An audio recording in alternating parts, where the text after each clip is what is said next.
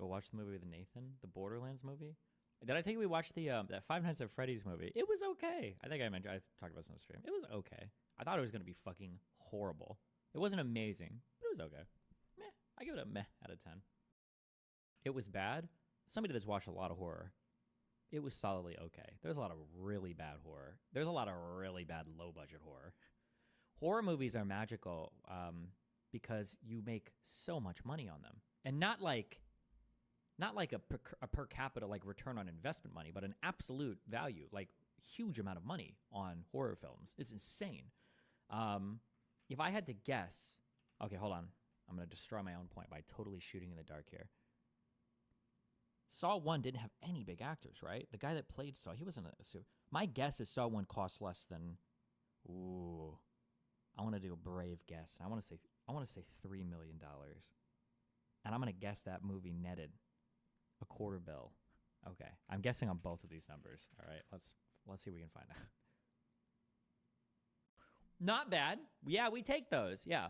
$1 to $1.2 million, right? So if this movie made $10 million, that's like a good like return ROI in terms of like percentage. It made $100 million. Horror movies print money. These things are insane. Yeah, it's just such a. It's like the reality TV of film basically. What was the last good horror movie? I don't know. I wanted to watch that Long Legs, I think. Look up Paranormal Activity. Paranormal Activity 1 is my favorite movie, or my favorite horror film of all time. I think what did this cost? $36,000 to make? What did I? Oh, $200,000 spent in post-production? Oh, okay. I wonder if they got a studio to pick it up and they spent that much. It's made almost $200 million. Is that a real opinion or a bait opinion? It's a real opinion. I thought this movie just did so well in building tension and in building. I feel like me watching Paranormal Activity must be what boomers feel when they talk about watching The Exorcist. Because like watching The Exorcist, I'm sorry listen again. I love horror. Okay, or at least I grew up watching a ton of horror. I don't watch as much, to be fair, these days. But The Exorcist sucks. It's just not scary at all. I'm gonna be honest. I didn't really like The Shining that much. I can understand why people like them at the time, I think. But the way that my mom had always described it, and her sister would always say, like, oh, Stevie, you don't understand. The Exorcist was so scary because, like, nobody knew, if, like, that could happen. And the country was way more religious. And it was, like, a really spooky, creepy thing. And I feel like watching Paranormal Activity was, like, the equivalent of that for me. Because there's just so much of what makes this movie scary is just fucking, like, weird, eerie shit. Like, just the hours of her standing and watching him, her weird, like, being kind of out of herself when she's sitting on the bench outside. The scene where the priest comes back to the house and he like doesn't even want to step inside. I just thought that all of it was handled so well. I loved it so much. Yeah. But you're not seeing The Thing still holds up today. I love you. I don't know if I would say The Thing holds up today. I did watch that movie a year ago. I think it's a good movie though, but it definitely isn't modern. I think that my brain though is like forever poisoned on Metal Gear Solid because every time I see Kurt Russell, I just think of Snake. And then I think of like the Escape movies. The concept still holds up today, though. I think The Thing is a good concept, like horror murder plus like murder mystery kind of thing. Blair Witch Project. Maybe I'd have to rewatch that. I watched it as a kid. And I just didn't care about it at all. I thought it was such a stupid movie. But what about the original Alien? I thought the original Alien was good. I don't think I'm either too young to like appreciate it or dick ride it as much as some people do. But I think Aliens is better. But that's just like Aliens is like almost a perfect movie. I can't believe this guy is just, who is this guy to give us Aliens and Terminator 2? Who is this guy? And Titanic. Jesus. True Lies is supposed to be good too, but I never watched this. Or at least I've heard it brought up a lot. I've never seen this. We don't talk about Avatar. He's dog shit nowadays. Avatar 2 is trash. I know it's not really classified as horror, but did Signs spook you at all as a kid? Yeah, actually. I actually really liked Signs too as a kid. I think Signs still has, even though I don't know if I would say it is a horror movie. I don't know if I'd say the whole movie is like super scary, like taken collectively as a whole. But I still think Signs had the scariest single spook jump scare like I've ever seen in a movie in my entire life. So it gets props for that. You busy? Maybe. Why? What's up? Oh my god, I want to talk about movie stuff, bro. You can't give me a maybe. You gotta give me, are you busy or no?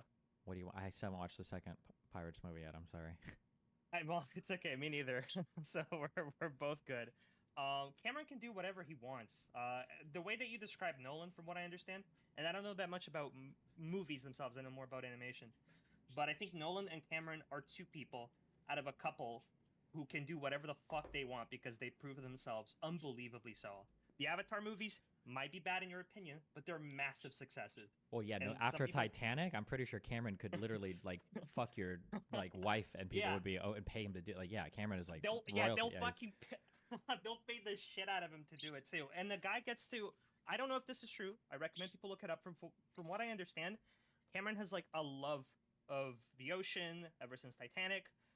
And a lot of Avatar, I think, came out of his own pocket. I'm not sure if that's true, but that's what I heard. I And don't that believe whole that, but movie go is ahead. like, Yeah. well, a lot, a lot of Avatar 2 is like Avatar but Ocean Edition, Ocean Tribes, Ocean Avatars. I didn't see it, and there's a lot of scenes where he takes up to 2 minutes of just these ocean shots that don't really do much for like the audience, but he has like a love for it, right? That's an example of somebody with extreme success who seems to be making movies for himself first and for an audience second. So I here's don't know an how much. issue that I have with that. This is something that I don't understand. Avatar. I don't know if you remember this movie coming out. Do you remember the lead up to Avatar? There was a whole bunch of shit where they talked about how did they make a whole new language and like musical instruments and like do you remember any of this? Am I making this up? I'm pretty sure I heard about this after the movie came out, and I think there was a video essay that you watched and that I watched talking about how they wanted to make music that sounded alien, and the moment that it happened, they were like, okay, audiences aren't super happy with this actually sounding alien, so we're gonna have to scale back. But I'm pretty sure you're right. Not just Yeah, that, go but ahead. there was like a whole. They did a lot of like background work. It was interesting to me that they had put so much into all of this background lore for the world to create an incredibly bog standard boilerplate story that I thought was like not saying it's bad, but I'm just saying that like Oh yeah. you would never have expected so much to have gone into world building and then for it to come out with a less interesting world than Fern Gully. Like I Yeah, don't it's ever, like yeah, people compare it to Dance with Wolves and Pocahontas, and people say like, "Oh, the story has been done before." I wonder if he wanted to go.